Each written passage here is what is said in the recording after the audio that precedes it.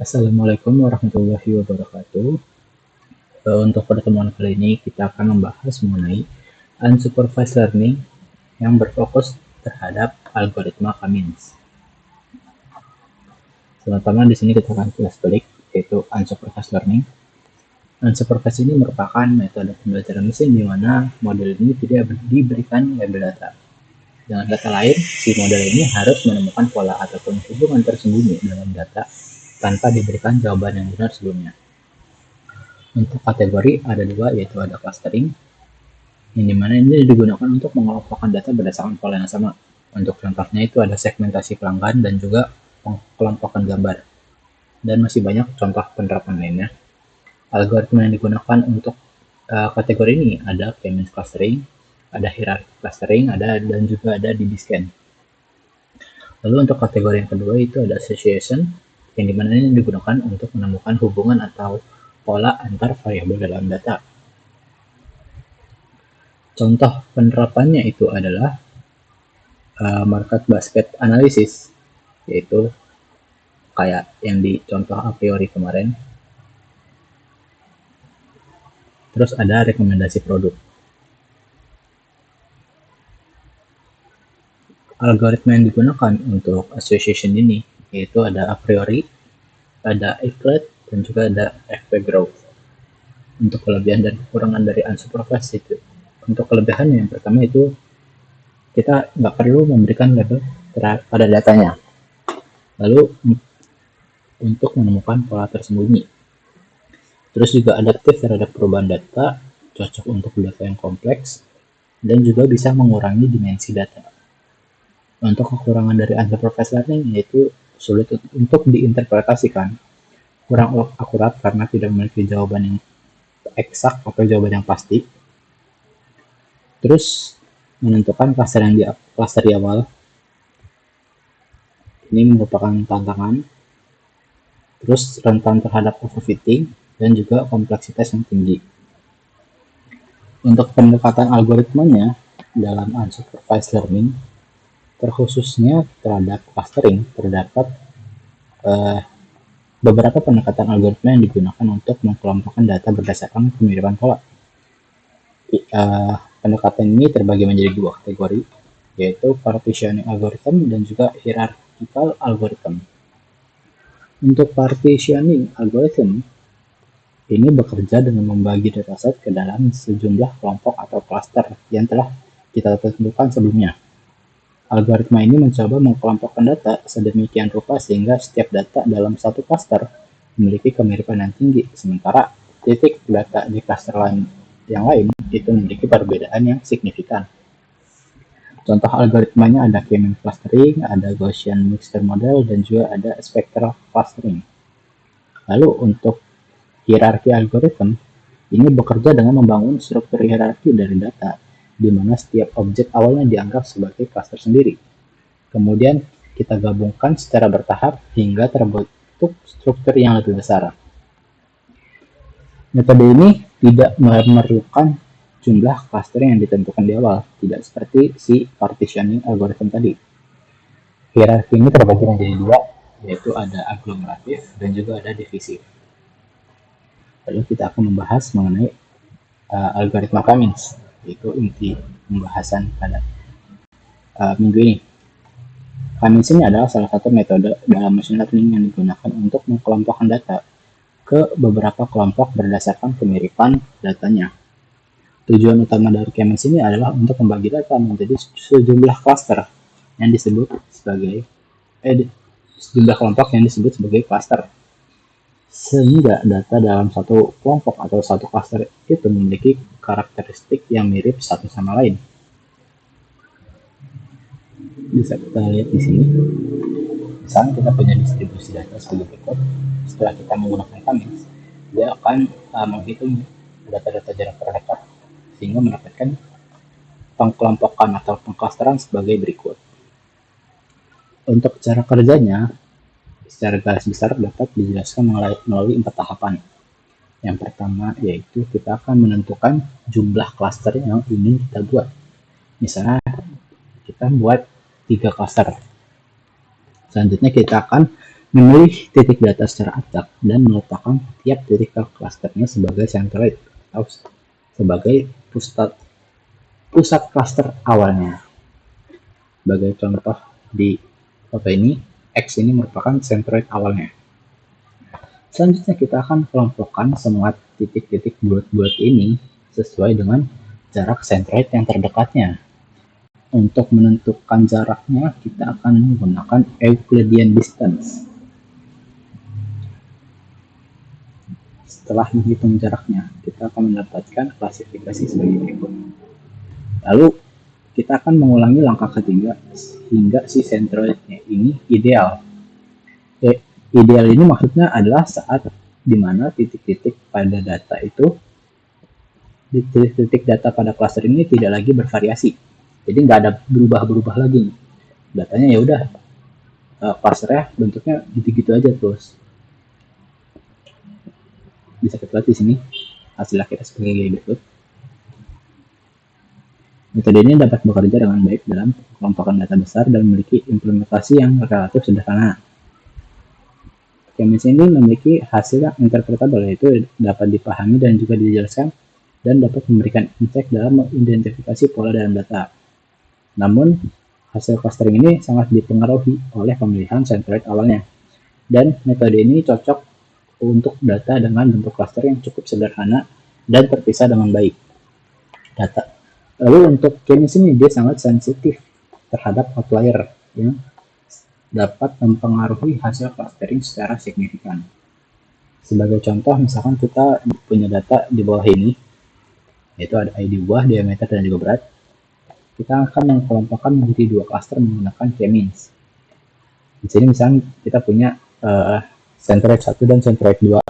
Untuk centroid 1 yaitu 7,2 dan 160, untuk centroid 2 yaitu 6,5 dan 150. Kita akan menghitung untuk data 1 sampai ke 5 ini terhadap jarak centroid 1 dan centroid 2. Hasil angkanya sebagai berikut. Untuk jaraknya, ini didapatkan menggunakan rumus Euclidean. Sabar. Oke. Misalkan jarak T1 ya. Misalkan kita rumusnya kan adalah 7,2 dikurangin 7. Kita kuadratkan, kita tambahin 160 dikurangin 165, kita kuadratkan, lalu kita akarin kan. Nah, kita lihat sini 7,2 dikurangin 7, kita kuadratkan, tambah 160 dikurangin 165, kita kuadratkan, lalu kita akar hingga mendapatkan nilainya, yaitu sebagai berikut. Kita lihat di sini 5,64. Begitu untuk jarak ke C2 dan juga untuk ID buah yang lainnya. Kita mendapatkan angka sebagai berikut, hasil sebagai berikut. Lalu kita akan mengkelompokkan keanggotaannya, yang dimana kita akan mencari jarak terkecil. Untuk ID 1 dan 2, jarak terkecilnya terdapat pada C1. Sedangkan untuk 3, 4, 5, jarak terkecilnya terdapat pada C2. Sehingga kita akan mendapatkan keanggotaannya sebagai berikut. Selanjutnya kita akan mengupdate centroidnya, yang dimana kita akan menghitung rata-rata dari keanggotaannya. Yang dimana di sini T1 anggotanya ada 2, yaitu kita tambahin 7 tambah 7,1 plus 165, kita tambahin. Begitupun untuk C2, sehingga kita akan mendapatkan centroid terbarunya adalah sebagai berikut. Lalu kita lanjut ke iterasi yang kedua. Kita akan menghitung jaraknya ke centroid yang baru, yaitu centroid yang ini nih, 7,05, 167,5, sehingga kita akan mendapatkan angka sebagai berikut. Sama rumusnya menggunakan Euclidean distance. Karena tidak ada perubahan pada keanggotaannya, bisa dilihat tidak ada perubahan pada keanggotaannya, maka proses K-means dapat dihentikan di sini. Namun jika misalkan terdapat perbedaan dengan keanggotaan sebelumnya, maka kita akan melanjutkan prosesnya berulang-ulang sampai tidak ada perubahan keanggotaan seperti berikut.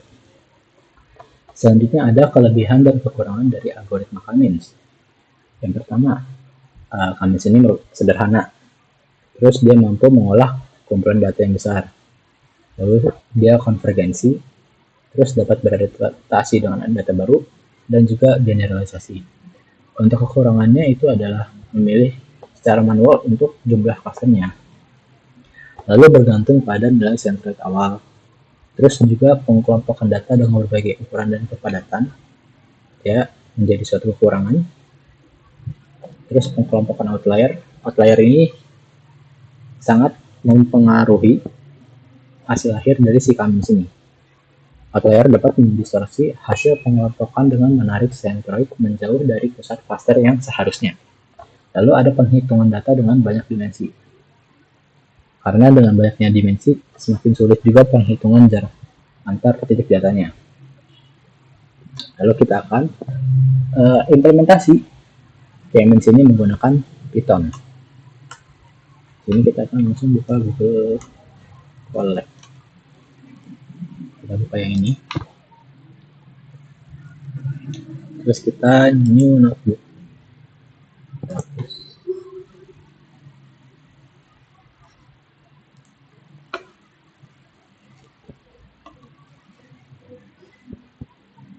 Ini bisa kalian langsung aja. Di sini kita pertama kita akan mengimport library yang akan digunakan.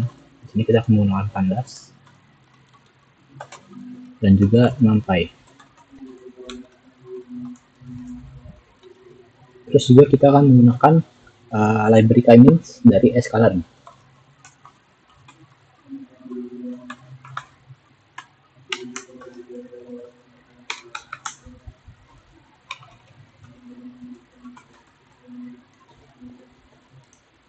Terus kita akan membuat si dataset menggunakan dataset yang contoh tadi.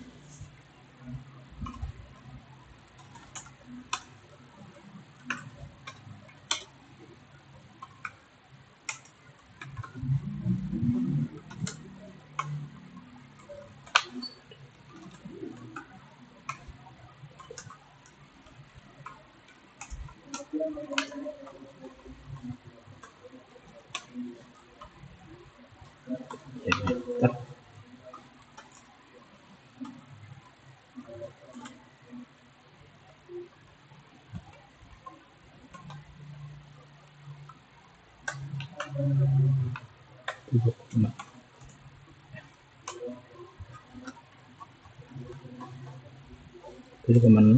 7,1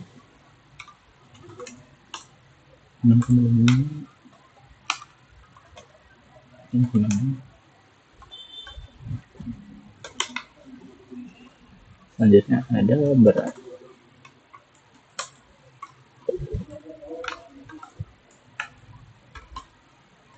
Beratnya ada berapa aja? 165, 170, 180, 195, 200. Setelah kita buat datasetnya, kita akan menampilkan dataset tadi. Misalnya di sini.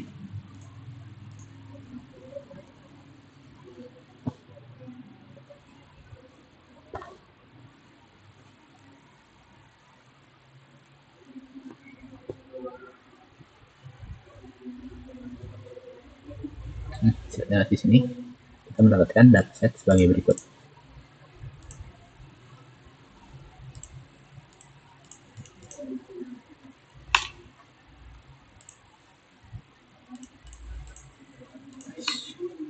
Selanjutnya kita akan melakukan reprocessing. Dalam konteks ini kita akan menghapus si kolom ID buah karena kolom tersebut tidak akan kita gunakan dalam proses K-means itu. Yes. Akses berwarna satu ini berarti kita akan menghapus kolom si ID buah. Kalau misalkan akses berwarna 0, kita akan menghapus barisnya, bukan kolomnya. Terus kita lihat di sini. Bisa kita lihat hanya terdapat diameter dan berat. Si ID buah ini sudah hapus. Ini kita refresh dulu. ID buahnya sudah kita hapus karena ID buah tidak akan kita gunakan pada proses Cummins nanti. Selanjutnya kita akan menerapkan model Cummins-nya sama dengan 2. Kita akan membuat clustering sebanyak 2. Lalu Cummins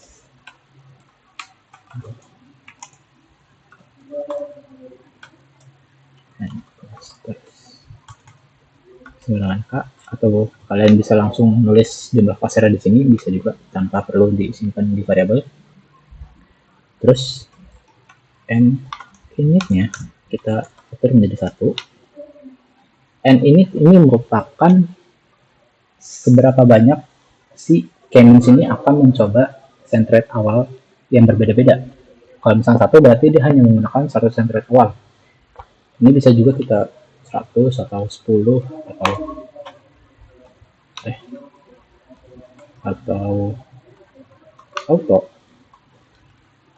Jadi kalau misalnya kita kasih nilai 10, si Cummins ini dia akan mencoba sebanyak 10 kali dengan centroid awal yang berbeda-beda, hingga menemukan centroid awal yang maksimal. Jadi kita menggunakan 1 aja. Lanjut ada random state. Ini kita akan menggunakan 42. Random state ini dia akan dalam konteks kami ini dia akan menjaga si centroid awalnya hingga tidak berbeda-beda setiap kali kita running. Nanti contohnya kita akan lihat.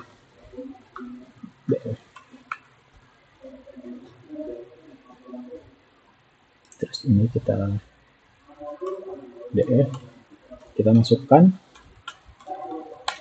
hasil dari si Cummins ini ke dalam kolom anggotaan.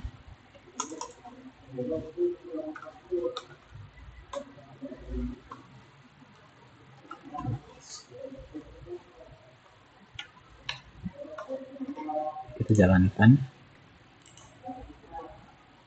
Bisa kalian lihat di sini untuk anggotaannya sebagai berikut.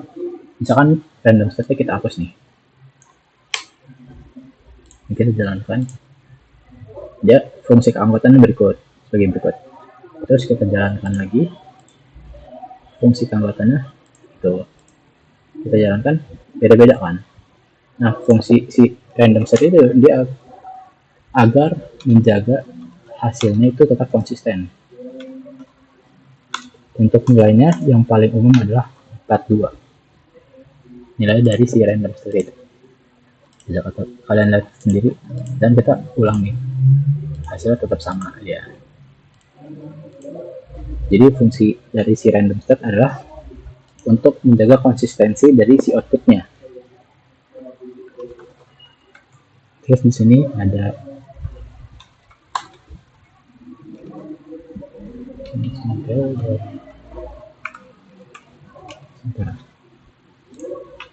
bisa kalian lihat di sini, ini merupakan centroid akhir dari si Cummins model ini. Terus kenapa hasilnya bisa beda dengan yang contoh kita kerjakan tadi? Di sini anggaplah C1 ini merupakan 0, C2 sama 1. Di sini 1 dan 2 ini 0. Sedangkan untuk ID yang ketiga ini 1. Sedangkan di sini untuk yang ketiga, ID buah yang ketiga itu 0 ataupun C1. Karena dia menggunakan centroid awal yang berbeda. Oke, bisa kita lihat di sini. Misalkan kita menggunakan centroid awal yang berbeda.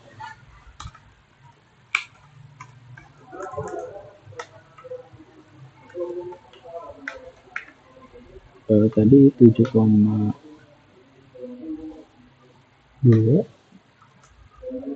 sama 160. Untuk centroid 2 itu dia ada 0,5 sama 190. Kita terapkan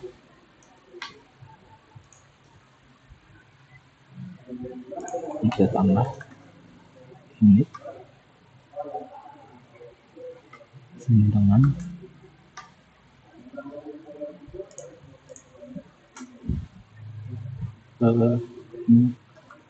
ya sebentar,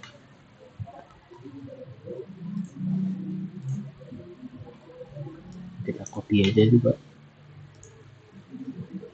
Nah,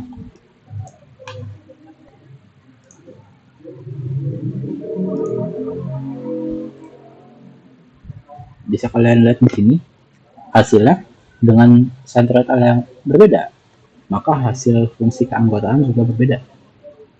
Nah, untuk di kami sebagai seperti itu. Jadi penetapan centroid awal itu sangat berpengaruh terhadap clustering akhirnya. Bisa kalian lihat di sini, ini merupakan centroid hasil akhirnya. Oke, untuk implementasi dari kami cukup segitu aja untuk pertemuan kali ini. Dan ada tugas untuk pertemuan kali ini, yaitu kalian akan menerapkan algoritma Cummins pada dataset ini. Ini dataset ini. Untuk cara importnya sebagai berikut, bisa kalian ikutin aja. Nah, hasilnya ini bisa berbeda tergantung pengolahan datanya, terus pemilihan nilai centroid di awal, dan juga jumlah cluster yang kalian tentukan. Nah, yang menjadi penilaiannya ini adalah bagaimana proses kalian mengoding mulai dari pengambilan data, pengolahan data, hingga ke penerapan algoritma Cummins-nya. Lalu ada tambahan juga di sini, karena di sini misalkan di sini datanya ada banyak kan ya. Nah, mungkin kalian kayak satu-satu ngeliatin datanya. Di sini ada yang namanya EDA atau Exploratory Data Analysis. Jadi di sini kalian bisa mencari tahu bagaimana bentuk datanya, bagaimana apa aja nilai dari data-data tersebut, bisa kalian lihat di sini. Oke, sekian untuk pertemuan kali ini. Kalau misalkan ada yang bingung atau misalkan masih kurang ngerti, silahkan ditanya ke kakak-kakaknya, bisa melalui grup ataupun chat pribadi ke kakaknya langsung. Kurang lebihnya mohon maaf. Assalamualaikum warahmatullahi wabarakatuh.